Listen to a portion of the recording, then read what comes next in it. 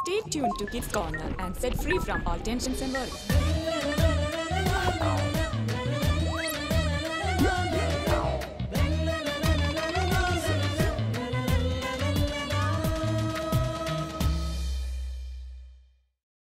ഇന്നലെ കളിക്കാൻ കണ്ടില്ലല്ലോ. പരീക്ഷ എടുക്കാറായില്ലേ? ശരിയാ. സ്കൂളിൽ നിന്ന് വന്ന അമ്മ എന്നെ അപ്പിരിച്ച് പഠിപ്പിക്കും, അനങ്ങാൻ സമ്മതിക്കൂല. എനിക്കും അങ്ങനെയൊക്കെ തന്നെ. പഠിക്കാൻ തുടങ്ങിയെങ്കിൽ അപ്പ വിശപ്പ് വരും. എനിക്കാണെങ്കിൽ ഉറക്കം വരും. ഈ പരീക്ഷ കഴിഞ്ഞിട്ടാ മതിയായിരുന്നു. ശരിക്കും നമ്മൾ എന്തിനാ പഠിക്കണേ? Praise God. ഇന്നത്തെ കിഡ്സ് കോർണറിലേക്ക് എൻ്റെ എല്ലാ കൂട്ടുകാർക്കും സ്വാഗതം. ഇന്നത്തെ അപ്പുക്കുട്ടൻ്റെയും തോമസ് കുട്ടിയുടെയും സംശയം കേട്ടോ. നിങ്ങൾ കുട്ടികൾക്ക് ഭയങ്കര ഇഷ്ടമുള്ളൊരു സംശയമാണല്ലേ.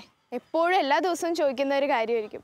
ഞാൻ ചെറുപ്പത്തിലെ പഠിക്കുന്നതിന് മുമ്പ് എല്ലാ ദിവസവും ബുക്ക് ഓർക്കുന്നതിന് മുമ്പ് ചോദിച്ചിട്ടുണ്ട്, എന്തിനാണ് ഈശ്വര ഞാൻ ഈ പഠിക്കുന്നതെന്ന് ചോദിച്ചിട്ടുണ്ടോ? നിങ്ങളും ചോദിക്കാറുണ്ടോ? ഓക്കെ, അപ്പോൾ ഇന്നത്തെ എപ്പിസോഡിൽ നമ്മൾക്ക് ആ ഒരു വലിയ സംശയത്തിന് ഉത്തരം കണ്ടുപിടിക്കാം. അതിനു മുമ്പ് ഇന്നത്തെ വചനവും സുകൃതജപവും പഠിക്കാം. ഇന്നത്തെ വചനം സുഭാഷിതങ്ങൾ 1-ാം അധ്യായം 7-ാം വാക്യം. ദൈവഭക്തിയാണ് അറിവിൻ്റെ ഉറവിടം. ചെറിയ വചനമാണ്. ദൈവഭക്തിയാണ് അറിവിൻ്റെ ഉറവിടം. ഇനി സുകൃതജപം. ഈശോയെ ദൈവഭക്തി ഞങ്ങളെ പരിശീലിപ്പിക്കണമേ. ഈശോയെ ദൈവഭക്തി ഞങ്ങളെ പരിശീലിപ്പിക്കണമേ. ഓക്കെ. പഠിക്കാൻ ഭയങ്കര മടിയാണ്, പിന്നെ എന്തിനാ അങ്ങളെ പഠിക്കുന്നത്? അത് നല്ലൊരു ചോദ്യമാണല്ലോ മോനെ. പഠിക്കാനിരിക്കുമ്പോൾ നമുക്ക് എല്ലാവർക്കും മടി പലപ്പോഴും തോന്നും. പക്ഷേ എന്തിനാണ് നമ്മൾ പഠിക്കുന്നത്? പഠിച്ചാൽ മാത്രമേ നമ്മൾ എന്തായി തീരാൻ ദൈവം ആഗ്രഹിക്കുന്നുവോ അതായി നാം തീരുകയുള്ളൂ. ഇപ്പോൾ ബൈബിളിൽ നമ്മൾ വായിച്ചിട്ടില്ലേ, നിൻ്റെ ദൈവമായ കർത്താവിനെ പൂർണ്ണ ഹൃദയത്തോടും പൂർണ്ണ മനസ്സോടും പൂർണ്ണ ആത്മാവോടും സർവ്വശക്തിയോടും കൂടി സ്നേഹിക്കുക. പൂർണ്ണ മനസ്സോടുകൂടി സ്നേഹിക്കുക എന്ന് പറഞ്ഞു കഴിഞ്ഞാൽ നല്ല വളർന്ന മനസ്സോടുകൂടി സ്നേഹിക്കുക എന്നാണ് അതിനർത്ഥം. നമ്മുടെ മനസ്സ് വളർന്ന് വികസിച്ച് പക്വത പ്രാപിക്കുന്നത് നമ്മൾ പഠിക്കുമ്പോഴാണ്, നമ്മുടെ മനസ്സ് നന്നായിട്ട് ഉപയോഗിക്കുമ്പോഴാണ്, നമ്മുടെ ഓരോ കാര്യങ്ങളിലെ പഠനത്തിൽ ജോലിയിലൊക്കെ നമ്മുടെ മനസ്സ് ഉപയോഗിക്കുമ്പോഴാണ്. അത് മാത്രമല്ല, നമ്മൾ പഠിക്കുമ്പോൾ എന്താണ് നമുക്ക് ലഭിക്കുന്നത്? നമുക്ക് ദൈവത്തെക്കുറിച്ചുള്ള അറിവ് ലഭിക്കുന്നു, ദൈവത്തിൻ്റെ സൃഷ്ടിയെക്കുറിച്ചുള്ള അറിവ് ലഭിക്കുന്നു. So education is learning about God and about his creation. അതുകൊണ്ടാണ് നമ്മൾ പഠിക്കുന്നത്. മനസ്സിലായോ? അങ്കിളെ, പഠനം എനിക്ക് ഭയങ്കര ഭാരമാണ്, പക്ഷേ എന്നെ കൂട്ടുകാർക്കൊക്കെ ഭയങ്കര എളുപ്പവും. അപ്പം ഞാൻ എന്താ ചെയ്യുക? അതങ്ങനെയാണ് മോളെ. നമ്മളെല്ലാവരും വളരെ വ്യത്യസ്തമായിട്ടുള്ള മനുഷ്യരല്ലേ. നമ്മുടെ കയ്യിൽ എത്ര വിരലുണ്ട്? 5 വിരലുണ്ട്. പക്ഷേ 5 വിരലും വളരെ വ്യത്യസ്തമായിട്ടാണ്, പല ഷേപ്പിലാണ്, പല ആകൃതിയിലാണ്. എന്ന് പറഞ്ഞതുപോലെയാണ് നമ്മൾ ഓരോരുത്തരും വളരെ വ്യത്യസ്തരാണ്. പക്ഷേ ദൈവത്തിന് നമ്മൾ ഓരോരുത്തരെക്കുറിച്ചും വ്യക്തമായൊരു പദ്ധതിയുണ്ട്.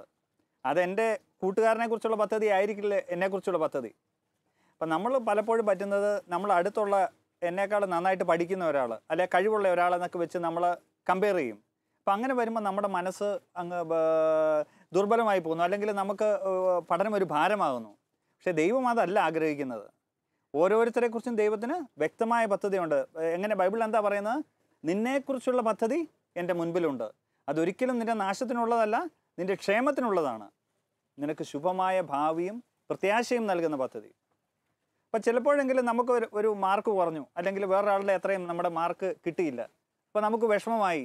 പക്ഷെ നിങ്ങൾക്കറിയാമോ, എത്ര മഹാന്മാരായ വ്യക്തികൾ പലപ്പോഴും ആദ്യത്തെ അവരുടെ സ്കൂൾ വർഷങ്ങളിൽ അവർ അത്ര വലിയ മാർക്ക് മേടിച്ചിരുന്നവരായിരുന്നില്ല. തോമസ് ആൽവ എഡിസനെ കുറിച്ച് നിങ്ങൾ കേട്ടിട്ടുണ്ടോ? ഉണ്ടോ? അത് അമേരിക്കയിലുള്ള ഒരു പ്രഗത്ഭനായ ഒരു ശാസ്ത്രജ്ഞനായിരുന്നു തോമസ് ആൽവ എഡിസൺ.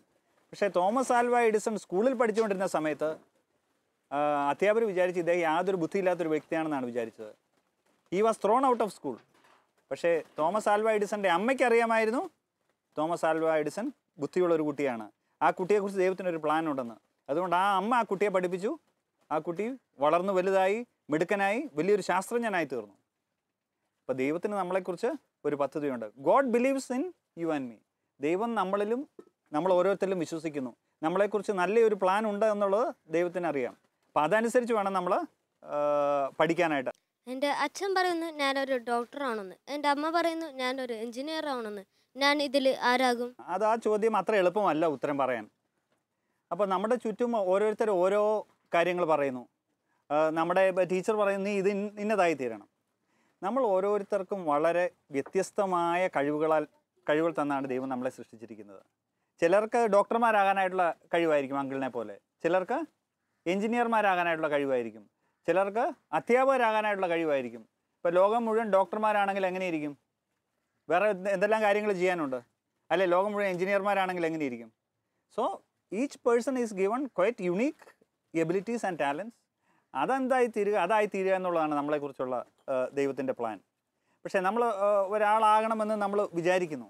പക്ഷേ അതുകൊണ്ട് വിചാരിച്ചുകൊണ്ട് മാത്രം കാര്യമുണ്ടോ? ഇല്ല.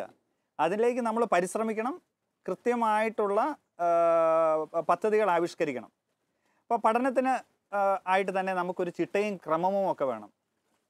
അപ്പോൾ നമ്മൾ പലപ്പോഴും ആലോചിക്കാറുണ്ട്, എങ്ങനെയാണ് ചിലർക്ക് പഠിച്ച് നല്ല കൃത്യമായിട്ട് എപ്പോഴും മാർക്ക് കിട്ടുന്നത്. അപ്പോൾ അതൊരു മാജിക്കൊന്നുമല്ല. അവർ പഠിക്കുന്നതിൽ ഒരുപക്ഷെ ക്രമമായ ഒരു രീതി കാണും. നമ്മൾ എത്ര ബുദ്ധിയുള്ള വ്യക്തിയാണെങ്കിലും ഹാർഡ് വർക്ക് അല്ലെങ്കിൽ കഠിനാധ്വാനമില്ലാതെ ഒരിക്കലും നമുക്ക് ജീവിതത്തിൽ വിജയം നേടാനായിട്ട് സാധിക്കില്ല. 2 പ്രധാന കാര്യങ്ങളാണ് നമുക്ക് ജീവിതത്തിൽ ആവശ്യം. എന്തൊക്കെയാണെന്ന് അറിയാമോ? 1 ദൈവാനുഗ്രഹം, 2 കഠിനാധ്വാനം. We need the blessings of God and we need to work hard. അത് നമ്മൾ ചെയ്തു കഴിഞ്ഞാൽ ഒരു രീതിയിൽ അല്ലെങ്കിൽ വേറെ രീതിയിൽ കാര്യങ്ങളെല്ലാം ക്രമീകരിക്കപ്പെടും. മോന് മനസ്സിലായോ? പിന്നെ വേറെ ഒരു കാര്യം എന്താണെന്ന് വെച്ച് കഴിഞ്ഞാൽ, നമ്മൾ ദൈവത്തോട് ചോദിക്കണം, ഞാൻ ആരായി തീരാനാണ് നീ ആഗ്രഹിക്കുന്നത്. അത് ചോദിച്ചു കഴിഞ്ഞാൽ ദൈവം നമുക്ക് പറഞ്ഞു തരും. നമ്മളൊരു പ്രാവശ്യം ഇങ്ങനെയുള്ളൊരു മീറ്റിങ്ങിൽ പറഞ്ഞില്ലേ, നമുക്ക് ദൈവത്തിൻ്റെ സ്വരം ശ്രവിക്കാമെന്ന്. നമ്മൾ വ്യക്തിപരമായ പ്രാർത്ഥനയ്ക്ക് ഇരിക്കുമ്പോൾ കുറച്ച് സമയം ശാന്തമായിട്ട് കണ്ണുകൾ അടച്ചിരിക്കണം. അത് കഴിഞ്ഞ് നമ്മളെ പഠനം ചെയ്യുന്നു. അങ്ങനെ പഠിച്ച് മുമ്പോട്ട് പോകുന്നതിനനുസരിച്ച് ദൈവം നമ്മളോട് സംസാരിക്കും. നമ്മുടെ ഉള്ളിൽ നമുക്കൊരു ബോധ്യം ഉണ്ടാകും, ഞാൻ ഇന്നയാളായിട്ടാണ് തീരേണ്ടത്. ഞാനൊരു പക്ഷേ ഡോക്ടർ ആകുമായിരിക്കും, അല്ലെങ്കിൽ എഞ്ചിനീയർ ആകുമായിരിക്കും, അല്ലെങ്കിൽ ഒരു അധ്യാപകനാകുമായിരിക്കും, ലോയർ ആകുമായിരിക്കും. ദൈവം നമ്മളെ ആ കൃത്യമായിട്ടുള്ള വഴിയിലൂടെ നയിക്കും. പഠിക്കാനിരിക്കുമ്പോൾ സമയം തികയുന്നില്ല, അതിന് ഞാൻ എന്ത് ചെയ്യണം? സമയം തികയുന്നില്ലെന്നുള്ളത് നമ്മുടെ എല്ലാം ഒരു പ്രശ്നമാണ് മോളെ. അപ്പോൾ അതിന് ഏറ്റവും അത്യാവശ്യമായിട്ട് നമ്മൾ ചെയ്യേണ്ട ഒരു കാര്യമുണ്ട്.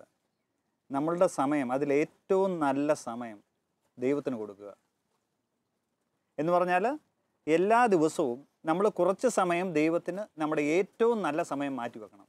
അങ്ങനെയാണെങ്കിൽ നമുക്കൊരിക്കലും സമയം തികയാതെ വരില്ല. അങ്ങനെ സമയം മാറ്റിവെക്കുമ്പോൾ നമ്മൾ എന്താ ചെയ്യുക? നമ്മൾ ദൈവത്തെ ബഹുമാനിക്കുകയല്ലേ ചെയ്യുന്നത്. ഇപ്പോൾ ദൈവത്തെ മാനിക്കുന്ന കാര്യം പറഞ്ഞപ്പോൾ ഞാൻ ഒരാളുടെ കാര്യം ഓർക്കുവാണ്. നിങ്ങളൊരു മനുഷ്യനെക്കുറിച്ച് കേട്ടിട്ടുണ്ടോ? എറിക് ലിഡിൽ എന്ന് പറഞ്ഞ ഒരു മനുഷ്യനെക്കുറിച്ച് കേട്ടിട്ടുണ്ടോ? എറിക് ലിഡിൽ ഒരു he was A British athlete. ഒരു ബ്രിട്ടീഷ് അത്ലറ്റായിരുന്നു. നല്ല ലോകപ്രശസ്തനായ ഓട്ടക്കാരനായിരുന്നു. 100 മീറ്ററിൽ വേൾഡ് റെക്കോർഡ് ഇട്ട് ലോകത്തിലെ ഏറ്റവും പ്രഗത്ഭനായ ഓട്ടക്കാരനായിരുന്നു. 1920s ഏകദേശം ആ സമയങ്ങളിൽ ജീവിച്ചിരുന്ന വ്യക്തിയാണ്. അദ്ദേഹം നല്ലൊരു ക്രിസ്തീയ വിശ്വാസിയുമായിരുന്നു. അപ്പോൾ അയാൾ 1924 പാരീസിൽ നടക്കുന്ന ഒളിമ്പിക്സിൽ അയാൾ 100 മീറ്റർ ഓടാനായിട്ട് അയാൾ സെലക്ട് ചെയ്തു. പക്ഷേ അയാൾക്ക് ഒരു കാര്യമുണ്ട്, അയാൾ ഞായറാഴ്ച ദിവസങ്ങളിൽ പള്ളിയിൽ പോകും, കൃത്യമായിട്ട് പ്രാർത്ഥിക്കും. ഞായറാഴ്ച ദിവസം വിശുദ്ധമായി ആചരിക്കുക, അത് അയാൾക്ക് വളരെ നിർബന്ധമാണ്. പക്ഷേ 1924 പാരീസ് ഒളിമ്പിക്സിൽ ഈ 100 മീറ്ററിൻ്റെ ഫൈനൽ നിശ്ചയിച്ചിരുന്ന ഒരു ഞായറാഴ്ച ദിവസമായിരുന്നു. അപ്പോൾ എറിക് ലിഡിൽ എന്താ പറഞ്ഞത്? ഞാൻ ഞായറാഴ്ച ദിവസമാണ്, ദൈവത്തെ മാനിക്കും, സാബത്ത് ദിവസമാണ്, എനിക്ക് പള്ളിയിൽ പോകാനുള്ള സമയമാണ്, ഞാൻ ആ സമയത്ത് എനിക്ക് 100 മീറ്റർ ഫൈനൽ ഓടാൻ പറ്റില്ലെന്ന് പറഞ്ഞു. എന്താ എറിക് ലിഡിൽ ചെയ്തത്? Eric Liddell was giving honour to God. അപ്പോൾ എല്ലാവരും പറഞ്ഞു, you are a fool. All British media അയാളെ പരിഹസിച്ചു. ഇത് അമേരിക്കൻസിനെതിരെയുള്ള ഒരു കോമ്പറ്റീഷനിൽ ബ്രിട്ടൻ ഒരു മെഡൽ നഷ്ടപ്പെടുവാണ്. So everybody ridiculed him, made fun of him. ഇയാൾ എന്താ ചെയ്യുന്നത്, നീ എന്താ ചെയ്യുന്നതെന്ന് ചോദിച്ചു. പക്ഷേ എറിക് ലിഡിൽ കുലുങ്ങിയില്ല. കാരണം Eric Liddell was a believer. Eric Liddell ഈശോയിൽ വിശ്വസിക്കുന്ന വ്യക്തിയായിരുന്നു, ഈശോയെ അനുഗമിക്കുന്ന വ്യക്തിയായിരുന്നു. അപ്പോൾ അങ്ങനെ ഇരുന്നപ്പോൾ എറിക് ലിഡിൽ പറഞ്ഞു, ഞാൻ 100 മീറ്റർ ഓടുന്നില്ല, ഞാൻ ഇനി 400 മീറ്റർ ഒന്ന് ഓടാൻ നോക്കാം. 400 മീറ്ററിൻ്റേത് ഞായറാഴ്ച അല്ല final. So he can run in 400 metres. പക്ഷേ എറിക് ലിഡിൽ ഒരു രീതിയിൽ ഓടാൻ മാത്രമേ എറിക് ലിഡിലിന് അറിയുള്ളൂ. അതായത് he's a sprinter, he will run very fast. അപ്പോൾ 400 മീറ്ററിൽ അങ്ങനെയല്ലല്ലോ ഓടേണ്ടത്. നമ്മൾ ആദ്യം പയ്യെ ഓടിയിട്ട് അവസാനമാകുമ്പോൾ സ്പീഡ് കൂട്ടുന്നു. But Eric Liddell didn't know like that, he just knows to run like a sprinter. അപ്പോൾ അത് എറിക് ലിഡിൽ 400 മീറ്ററിന് വേണ്ടി പരിശീലിക്കാൻ തുടങ്ങി, ക്വാളിഫൈ ഒക്കെ ചെയ്തു. പക്ഷേ അതിൽ ആ വേൾഡ് റെക്കോർഡിൻ്റെ അല്ലെങ്കിൽ ആ ഒരു ടോപ്പ് സമയമൊന്നും എത്തുന്നില്ല. പക്ഷേ ഒളിമ്പിക്സിൻ്റെ സമയമായപ്പോഴത്തേനും പല രീതിയിൽ അദ്ദേഹം 400 മീറ്ററിന് ക്വാളിഫൈ ചെയ്തു. അത് കഴിഞ്ഞ് അതിൻ്റെ ഹീറ്റ്സ് ഓടി, സെമി ഓടി. അപ്പോൾ ഒരു രീതിയിൽ പുള്ളി ഫൈനലിന് ക്വാളിഫൈ ചെയ്തു. അപ്പോൾ ഫൈനലിൽ ക്വാളിഫൈ ചെയ്തെങ്കിൽ ഏറ്റവും നല്ല സമയമൊന്നുമല്ല, അപ്പം nobody gave Eric Liddell a chance to win the 400 meters medal in the Paris Olympics. 1924 Paris ഒളിമ്പിക്സിൻ്റെ 400 meters ഫൈനൽസ്. അപ്പോൾ എല്ലാവരും ഇങ്ങനെ നിരന്ന് വന്ന് ഇങ്ങനെ നിൽക്കുവാണ്. എറിക് ലിഡിലും പോയി അവിടെ നിന്നു. എറിക് ലിഡിൽ അവിടെ നിന്ന് കഴിഞ്ഞപ്പോൾ കുറച്ച് കഴിഞ്ഞപ്പോൾ ഒരാൾ somebody ran from the crowd. ഓടി അയാളുടെ അടുത്ത് വന്നിട്ട് ഒരു ചെറിയ കുറിപ്പ് അയാളുടെ കയ്യിൽ കൊടുത്തു. എന്നിട്ട് പറഞ്ഞു, ആ കുറിപ്പിൽ ഇങ്ങനെയാണ് എഴുതിയിരുന്നത്, ദൈവത്തെ മാനിക്കുന്നവനെ ദൈവവും മാനിക്കും. He who honours God, God will honour. ഇത് വായിച്ച താമസം എറിക് ലിഡിലിന് അങ്ങ് വളരെ ഒരു സന്തോഷവും ധൈര്യവും എല്ലാം കിട്ടി. അത് ആ സ്റ്റാർട്ടിൻ്റെ ഗണ്ണ് മുഴങ്ങി എല്ലാവരും ഓടാൻ തുടങ്ങി. എറിക് ലിഡിൽ എങ്ങനെ ഓടുന്ന? Eric Liddell only knows to sprint. അയാൾ ഒരു വളരെ ശക്തമായിട്ട് 100 meter ഓടുന്നത് പോലെ ആദ്യത്തെ 200 meters ഹി ജസ്റ്റ് സ്പ്രിൻറ്റഡ്. അപ്പോൾ കുറേ നോക്കി കഴിയുമ്പോൾ അയാൾ ഏറ്റവും മുന്നിലാണ്. പക്ഷേ 200 meter കഴിഞ്ഞപ്പോൾ പിന്നെ കുറേ കഴിയുമ്പോൾ നമുക്ക് you can never run A 400 meters like A sprint, isn't it? കുറേ കഴിഞ്ഞപ്പം ബാക്കി എല്ലാവരും ക്യാച്ചപ്പ് ചെയ്യാൻ തുടങ്ങി. ക്യാച്ചപ്പ് ചെയ്യാൻ അടുത്ത് എത്താറായി. എറിക് ലിഡിൽ വിട്ടില്ല. വളരെ ശക്തമായിട്ട് എറിക് ലിഡിൽ അങ്ങോട്ട് ഓടാൻ തുടങ്ങി. ദൈവത്തിൻ്റെ ഒരു ശക്തി കിട്ടി. ഓടി ഓടി ഓടി ഓടി അവസാനം Eric Liddell hang on to his lead and he finish the race. He set a new world record and Olympic record. Eric Liddell എന്താ വായിച്ചത്? ദൈവത്തെ മാനിക്കുന്നവരെ ദൈവവും മാനിക്കും. നമ്മൾ ദൈവത്തിന് സമയം കൊടുക്കുമ്പോൾ എന്ത് പറ്റും? He who honours God, God will honour. Your life will be blessed. അപ്പോൾ നമുക്ക് സമയമില്ലാത്തപ്പോൾ എന്ത് ചെയ്യണം? ആദ്യത്തെ സമയം ദൈവത്തിന് കൊടുക്കുക, സമയം ക്രമീകരിക്കുക, ദൈവത്തോട് ചോദിക്കുക ഞാൻ എന്താണ് ചെയ്യേണ്ടത്. ദൈവം നമ്മളെ നയിക്കും. ദൈവം ആഗ്രഹിക്കുന്നിടത്തേക്ക് നമ്മളെ എത്തിക്കും. അപ്പോൾ ഇന്ന് അങ്കിളിനോട് സംസാരിച്ചു കഴിഞ്ഞപ്പോൾ പഠിക്കാൻ കുറച്ചുകൂടെ എളുപ്പമാണെന്ന് മനസ്സിലായി അല്ലേ? കുറേ ടിപ്സ് കിട്ടി നമുക്ക്. ഇതൊക്കെ നേരത്തെ കിട്ടിയിരുന്നെങ്കിൽ കുറച്ചുകൂടെ മാർക്ക് സ്കോർ ചെയ്യാമായിരുന്നല്ലേ? പോട്ടെ, സാരല്ലേ. ഇനി നമുക്ക് ദൈവത്തോട് ചേർന്ന് പഠിക്കാൻ ശ്രമിക്കാം. ഓക്കെ, അപ്പോൾ ആ സന്തോഷത്തിൽ ഇനി ഒരു ആക്ഷൻ സോങ് കാണാം. അപ്പോൾ വചനം സുഭാഷിതങ്ങൾ 1-ാം അധ്യായം 7-ാം വാക്യം. ദൈവഭക്തിയാണ് അറിവിന്റെ ഉറവിടം. ഇനി സുകൃത ജപം.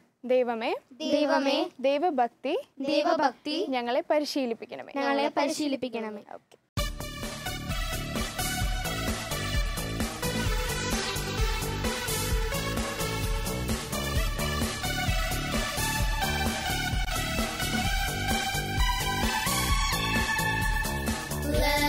Something that you give it away, give it away, give it away. Hey, love is something that you give it away, and it comes right back to you.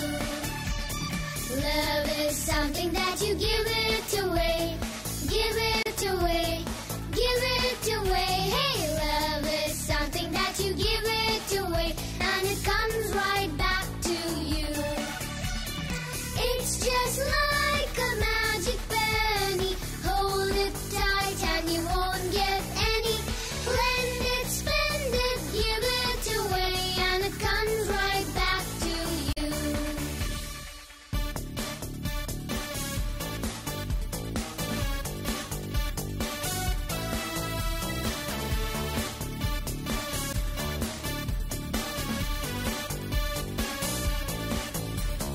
Peace is something that you give it away, give it away, give it away. Hey, peace is something that you give it away, and it comes right back to you.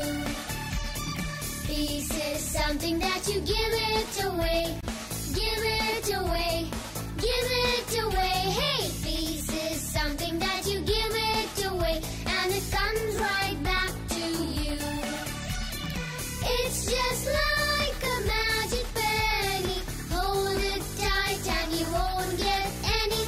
Lend it, spend it, give it away, and it comes right back to you.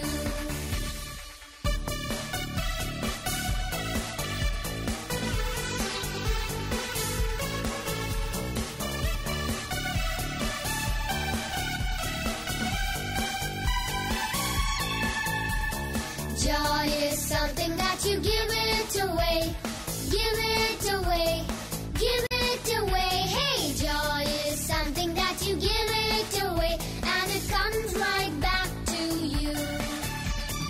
Joy is something that you give it away, give it away, give it away. Hey, joy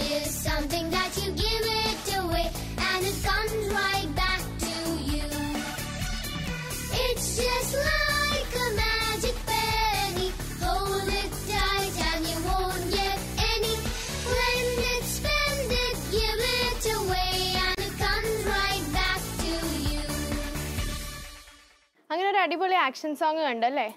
ഈ കാണുന്ന action song ഒക്കെ പഠിക്കുന്നുണ്ടോ നിങ്ങൾ? ഇല്ലേ? പഠിക്കണം കേട്ടോ. അപ്പോൾ ഇനി അടുത്തതായിട്ട് നമുക്കൊരു കഥ കേൾക്കാം. ഇന്ന് അമ്മാമ്മക്ക് ഏത് വിശുദ്ധയെക്കുറിച്ച് പറയാനുള്ളതെന്ന് കേട്ടു നോക്കാം. അപ്പോൾ വചനം സുഭാഷിതങ്ങൾ 1-ാം അധ്യായം 7-ാം വാക്യം. ദൈവഭക്തിയാണ് അറിവിന്റെ ഉറവിടം. ഇനി സുകൃതി ജപം. ദൈവമേ ദൈവഭക്തി ഞങ്ങളെ പരിശീലിപ്പിക്കണമേ.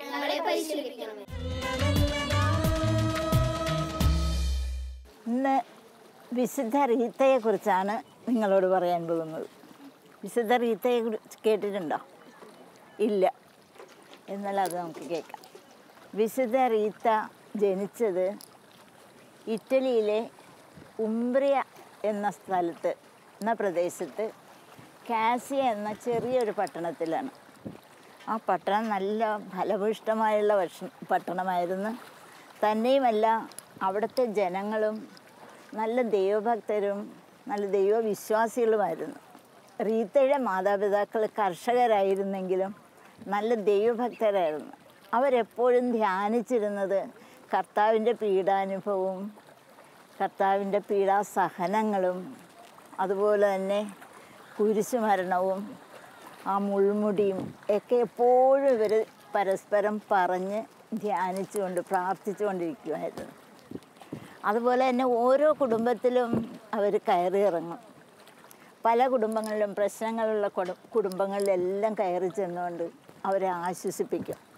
ആ പട്ടണത്തിലുള്ള പലരും ഇവരെ വിളിച്ചിരുന്ന യേശുവിൻ്റെ സമാധാന ദൂതന്മാരെന്നാണ്. അത്രമാത്രം നല്ലവരായിരുന്നു. പക്ഷെ അവർക്കൊരു വലിയൊരു കുറവുണ്ടായിരുന്നു. ഒത്തിരി നാളായി വിവാഹിതരായിട്ട്, പക്ഷെ കുഞ്ഞുങ്ങളില്ലായിരുന്നു. ഒരുപാട് പ്രാർത്ഥിച്ചും ഒരുപാട് ത്യാഗം സഹിച്ചും ഉപവസിച്ചും ഒക്കെ നോക്കി, പക്ഷെ കുഞ്ഞുങ്ങളുണ്ടായിരുന്നില്ല. ഒടുവിൽ വയസ്സായപ്പോൾ ഒരു കുഞ്ഞ് ജനിച്ചു. ആ കുഞ്ഞാണ് റീത്ത. അപ്പോൾ റീത്തയെ കിട്ടിക്കഴിഞ്ഞപ്പോൾ ഇവർക്ക് വലിയ സന്തോഷമായി. അവർ എന്നും റീത്തയെ പള്ളിയിൽ കൊണ്ടുപോകാനും പ്രാർത്ഥിക്കാനും അങ്ങനെയാണ് ഇവളെ വളർത്തിക്കൊണ്ടുവന്നത്.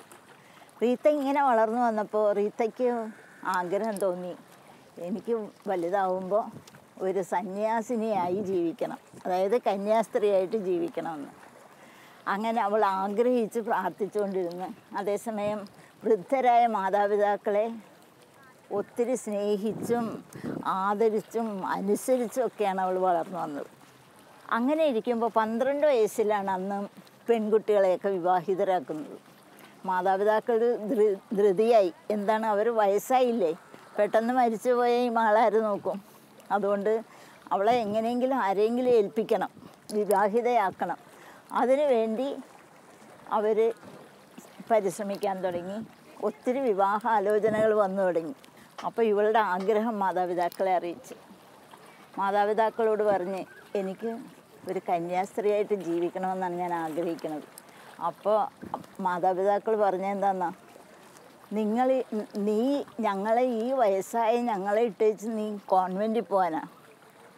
ഒരിക്കലും നടക്കില്ലെന്ന് പറഞ്ഞു. അങ്ങനെ മാതാപിതാക്കളും മകളും തമ്മിൽ ഒരു വടംവലി തന്നെ അവിടെ നടത്തി.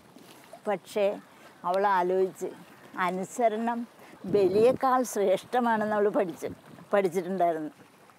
അതുകൊണ്ട് അവൾ പറഞ്ഞ്, കർത്താവിനോട് പറഞ്ഞ്, ഞാൻ ഈശോയുടെ സ്നേഹത്തെ പ്രതി ഞാനിതാ അവർക്ക് കീഴ്പ്പെടുകയാണ്. അവരുടെ ആഗ്രഹം നടക്കട്ടെ, ദൈവത്തിൻ്റെ ആഗ്രഹം അതാണെങ്കിൽ അത് നടക്കട്ടെ എന്ന് പറഞ്ഞവൾ അതിന് സമ്മതിച്ചു. അവളെ വിവാഹം കഴിച്ചത് ഫെർഡിനാൻഡോ എന്നൊരു ധനികനായിരുന്നു. അയാൾ ഒത്തിരി ധനമുള്ളൊരു കുടുംബത്തിലെ വ്യക്തിയായിരുന്നു. പക്ഷേ ഒരുപാട് ചീട്ടുകളിയും ചൂതുകളിയും അതുപോലെ തന്നെ മദ്യപാനവും ഒക്കെ ഉള്ള ഒരു വ്യക്തിയായിരുന്നു. വിവാഹം കഴിഞ്ഞ ആദ്യ ദിവസങ്ങളിലൊന്നും കുഴപ്പമുണ്ടായില്ല. കുറച്ച് ദിവസം കഴിഞ്ഞപ്പോൾ അയാളുടെ തനി നിറം മനസ്സിലായി. ഇവളെ ഉപദ്രവിക്കാൻ തുടങ്ങി. ഇവളെ എന്നും മദ്യപിച്ച് വന്നിട്ട് ഇവളെ ഒത്തിരി ഉപദ്രവിക്കും, അസഭ്യം പറയും. ഇങ്ങനെയൊക്കെ ആണെങ്കിലും ഇവൾ ആരോടും ഭർത്താവിനെ പറ്റി ഒരു മോശമായിട്ടൊന്നും പറഞ്ഞില്ല. ഇയാളെ നല്ലവനായിട്ട് തന്നെ ചിത്രീകരിച്ച് മറ്റുള്ളവരുടെ മുമ്പിൽ കാണിച്ച് അനുസരിച്ചും സ്നേഹിച്ചും ഇയാളുടെ മാനസാന്തരത്തിന് വേണ്ടി പ്രാർത്ഥിച്ചും കൊണ്ടിരുന്നു. ഒടുവിൽ ഇയാൾക്ക് ബോധം വരുമ്പോൾ ഇയാളുടെ ചെയ്തികളെയൊക്കെ പറ്റി ഒന്ന് പറഞ്ഞ് മനസ്സിലാക്കും. അപ്പോൾ ഇയാൾ കുറേ നേരം ഇങ്ങനെ ആലോചിച്ചിരിക്കും.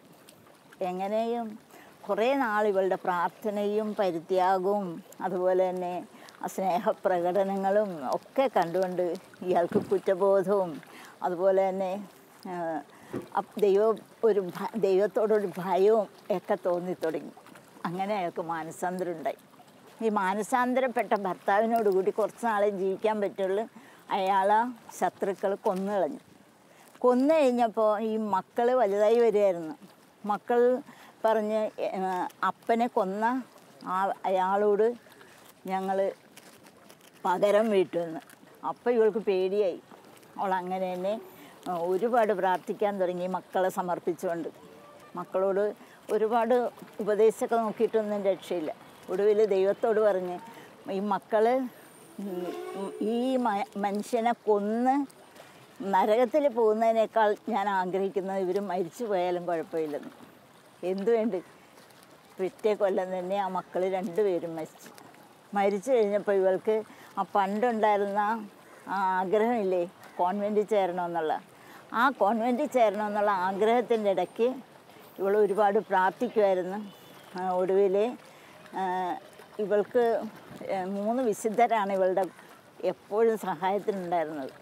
അവരെ 3 പേരെയും നിർത്തിക്കൊണ്ട് ഒരു കോൺവെൻറ്റിൽ ചേരാൻ ആഗ്രഹിച്ച് കോൺവെൻറ്റിൽ ചെന്ന് കഴിഞ്ഞപ്പോൾ അവർ പറഞ്ഞു ഒരിക്കലും ഒരു വിധവയെ കോൺവെൻറ്റിൽ സിസ്റ്റർ ആകാനായിട്ട് സമ്മതിക്കില്ല, അത് ഇതുവരെ ഇവിടെ ഉണ്ടായിട്ടില്ലെന്ന് പറഞ്ഞു. ഇവളവിടെ നിന്ന് വിഷമിച്ച് പോന്നെങ്കിലും ഒരു ദിവസം രാത്രി ഈ വിശുദ്ധർ 3 പേരും കൂടി ഈ കോൺവെൻറ്റിൻ്റെ ഉള്ളിലാക്കി. അതെങ്ങനെ അതിനകത്ത് പെട്ടെന്നറിയാൻ പാടില്ല. കോൺവെൻറ്റിലെ സിസ്റ്റേഴ്സ് കാലത്ത് നോക്കിയപ്പോൾ ഒരു സ്ത്രീ ഈ കോൺവെൻറ്റിനകത്തയക്കും. അവളോട് ചോദിച്ചു കഴിഞ്ഞപ്പോൾ കാര്യങ്ങളെല്ലാം പറഞ്ഞ് മനസ്സിലാക്കി. അങ്ങനെ അവൾ അവിടെ വെച്ച് അവർ സ്വീകരിച്ച് കോൺവെൻറ്റിൽ ചേർന്ന് സിസ്റ്ററായി വിശുദ്ധയായി ജീവിച്ചു.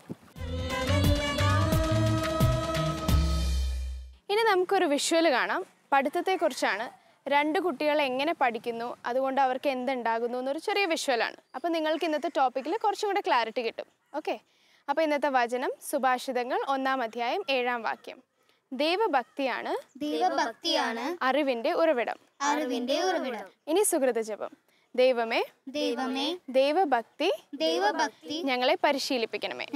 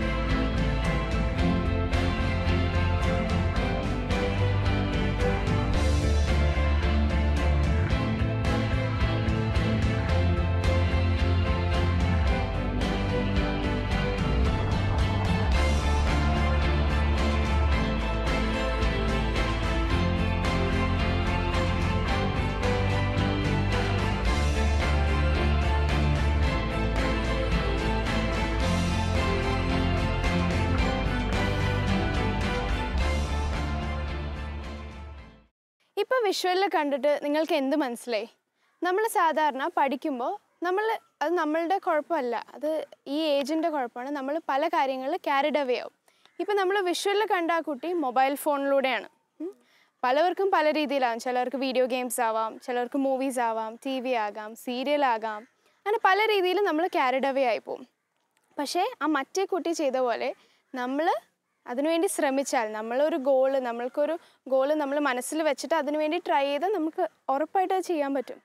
അപ്പോൾ അതുകൊണ്ട് നമ്മൾ ആദ്യം ഒരു ഗോൾ ഉണ്ടാക്കണം. നമ്മൾ ഇങ്ങനെ പഠിക്കും, ഇത്ര സമയം പഠിക്കും, അല്ലെങ്കിൽ ഇത്ര മാർക്സ് സ്കോർ ചെയ്യും എന്ന് പറഞ്ഞ് നമ്മൾ ആ ഗോളിന് വേണ്ടി വർക്ക് ഹാർഡ് ചെയ്ത് കഴിഞ്ഞാൽ നമ്മളത് അച്ചീവ് ചെയ്യും.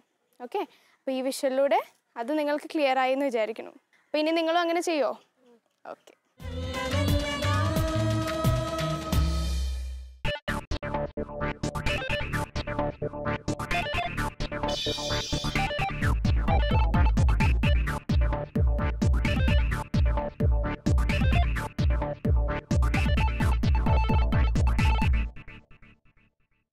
ഇപ്പോൾ വിഷ്വലിൽ കണ്ട കാര്യം നമ്മൾ പലപ്പോഴും കണ്ടിട്ടുണ്ട് അല്ലേ? നമ്മൾ ഇതിനു മുമ്പ് ഒരു എപ്പിസോഡിൽ പറഞ്ഞിട്ടുണ്ട്, റോട്ടിൽ വല്ലതും കിടന്ന് കണ്ടു കഴിഞ്ഞാൽ ആരും കാണാതെ എടുത്തു കഴിഞ്ഞാൽ നമ്മുടേതാവുമോ? ഇല്ല. അത് അങ്ങനെ എടുക്കുന്നത് ഒരു മോഷണവും കൂടെയാണ് അല്ലേ? അത് ആരെങ്കിലും ശ്രദ്ധിച്ച് വളർത്തി കൊണ്ടുവന്ന് വരുന്ന ഒരു ചെടിയായിരിക്കും. അതിൽ നിന്നൊരു പൂ പറിച്ചുകൊണ്ട് നമ്മൾക്കൊന്നും കിട്ടുന്നില്ല. നമ്മൾക്ക് അങ്ങനെ ഒരു പൂ ആസ്വദിക്കണമെങ്കിൽ നമ്മൾ സ്വന്തമായിട്ട് നട്ട് വലുതാക്കുക. അപ്പോൾ അതിൻ്റെ വില മനസ്സിലാവും. അപ്പോൾ ഇനി നിങ്ങൾ ആരെങ്കിലും, നിങ്ങളുടെ ഫ്രണ്ട്സോ ആരെങ്കിലും അങ്ങനെ റോട്ടിൽ നിന്നോ പാർക്കിൽ നിന്നോ എവിടെ നിന്നെങ്കിലും പൂ പറിക്കുകയാണെങ്കിൽ ചേരുന്നെന്ന് പറയോ? ഓക്കെ. അപ്പോൾ ഇന്നത്തെ എപ്പിസോഡ് ഇവിടെ കഴിഞ്ഞു. നിങ്ങളുടെ സംശയങ്ങളൊക്കെ കഴിഞ്ഞു എന്ന് തോന്നുന്നു. പിന്നെ നന്നായിട്ടൊക്കെ പഠിക്കും എന്നൊക്കെ തീരുമാനം എടുത്തു അല്ലേ? അപ്പോൾ ഒരിക്കൽ കൂടെ വചനവും സുഖിച്ചപോയിട്ട് പറയാം. സുഭാഷിതങ്ങൾ 1-ാം അധ്യായം 7-ാം വാക്യം. ദൈവഭക്തിയാണ് അറിവിന്റെ ഉറവിടം. ഇനി സുകൃത ജപം. ദൈവമേ ദൈവഭക്തി ഞങ്ങളെ പരിശീലിപ്പിക്കണമേ. ഓക്കെ. അപ്പോൾ ഇനി അടുത്ത ആഴ്ച കാണാം. അതുവരെയും ബൈ.